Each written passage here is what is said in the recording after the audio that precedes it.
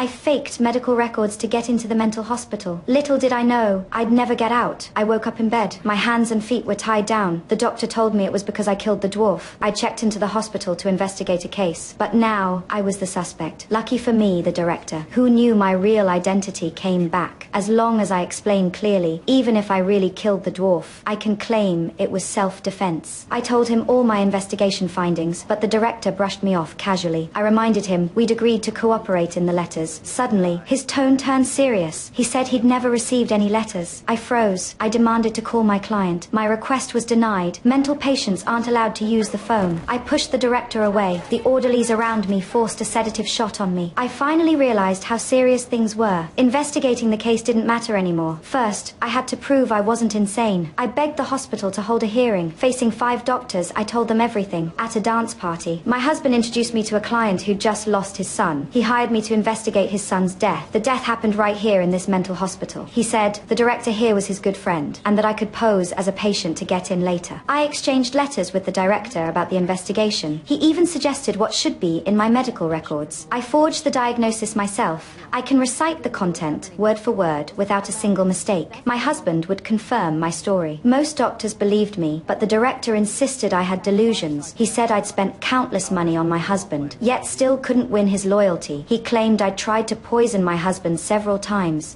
but got caught each time. My pride made me block out those memories. Plus, the client's son had indeed committed suicide in the hospital. That's why I'd fantasized about being a detective, checking in to solve a murder. His theory sounded plausible. They decided to contact my attending physician and my husband, but both of them had vanished without a trace. Fortunately, the client I'd mentioned was indeed the director's friend. The director invited him to the hospital. To my shock, the man the director brought in was nothing like the client I knew, and he said he'd never hired anyone to investigate his son's death.